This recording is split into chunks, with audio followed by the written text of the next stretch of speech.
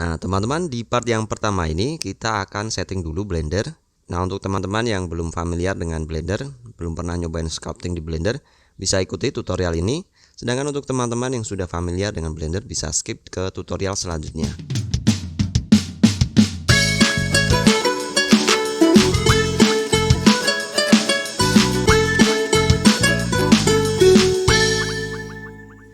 Nah, di sini kita akan setting dulu add-on apa yang kita butuhkan, dan akan saya jelaskan sedikit tentang navigasi dan tools-toolsnya.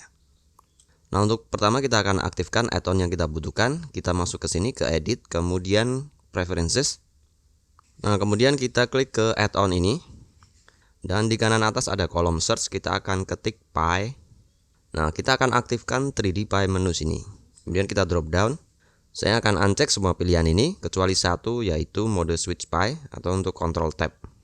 Nah, kemudian di sini kita akan setting pen tabletnya. Untuk sculpting sebaiknya kita pakai pen tablet. Dan kalau teman-teman udah niat di dunia digital, pen tablet ini udah piranti wajib dan juga harganya sekarang udah murah-murah, jadi nggak ada salahnya untuk invest ke pen tablet. Nah, di setting ini di dua tombol yang ada di pen tablet, tombol atas dan bawah. Untuk tombol atas kita bakal setting ke middle button atau klik tengah.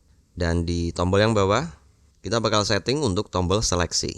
Nah, untuk seleksi biasanya kalau teman-teman pakai klik kiri, maka ya setting aja buat left button. Sedangkan saya biasanya pakai klik kanan untuk seleksi, jadi saya akan setting untuk right button. Oke. Nah, sekarang saya akan hapus semua objek default dari Blender ini. Saya akan tekan A di keyboard untuk seleksi semuanya. Nah, A ini adalah shortcut untuk select all dan unselect all. Jadi kalau kita tekan A, kita akan select all, dan kita tekan A lagi maka dia akan unselect semua objek. Oke, saya tekan A untuk select all, kemudian saya tekan X untuk opsi delete dan saya klik delete.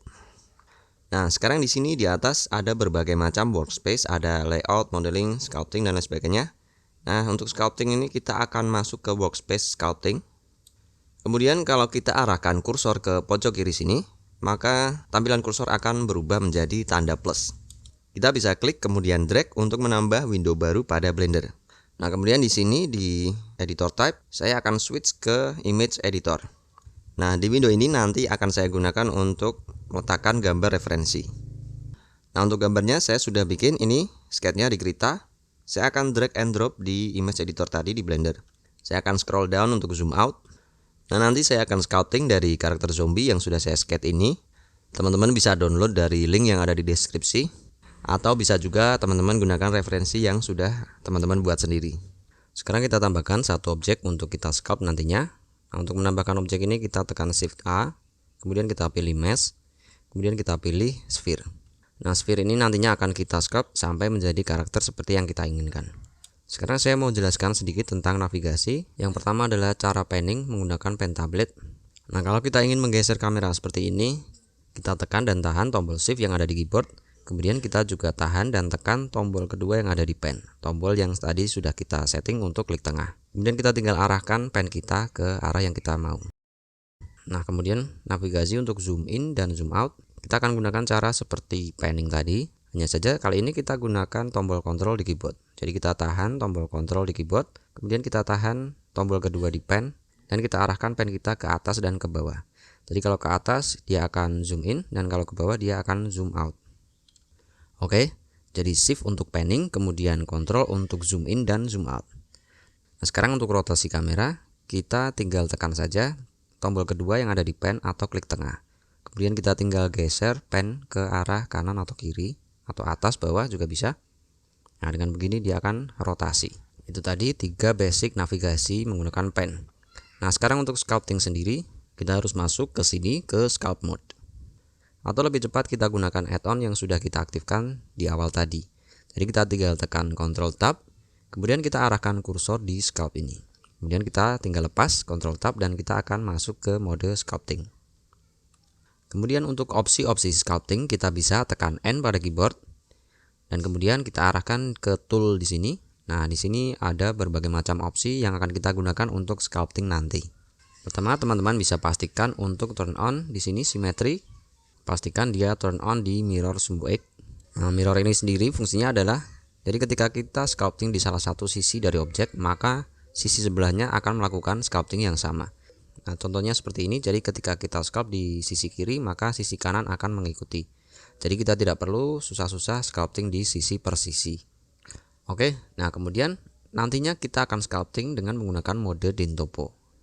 Nah, namun sekarang ketika saya coba aktifkan Dintopo, dia akan keluar peringatan vertex data detected. Nah, maka kita harus bersihkan dulu objek dari vertex data yang ada. Kita masuk ke sini. Kemudian kita hapus UV map di sini dengan menekan tanda minus yang ada di kanan ini. Nah, oke, sekarang kita aktifkan Dintopo.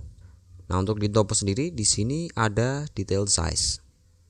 Kalau kita tekan Z untuk switch ke wireframe mode, kita lihat di sini polygon objek sudah terpecah menjadi segitiga-segitiga kecil. Nah, semakin tinggi detail size ini, maka pecahan segitiganya akan semakin banyak dan semakin kecil.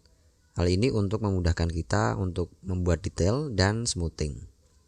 Kemudian di detailing ini, di relative detail, saya akan ubah menjadi constant detail. Nah, kalau kita aktifkan constant detail, maka detail size berubah menjadi resolution. Saya gunakan constant detail agar resolusi sculpting kita tetap konsisten ketika zoom in maupun zoom out. Oke.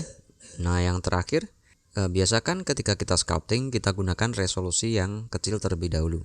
Jadi kita gunakan resolusi yang kecil, kemudian tahap demi tahap kita akan tambah resolusinya sampai kita mendapat detail yang kita inginkan.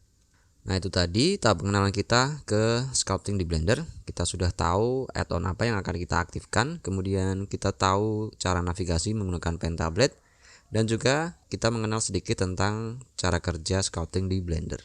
Nah, di video berikutnya kita akan langsung sculpting. Jadi sampai ketemu di video berikutnya dan salam.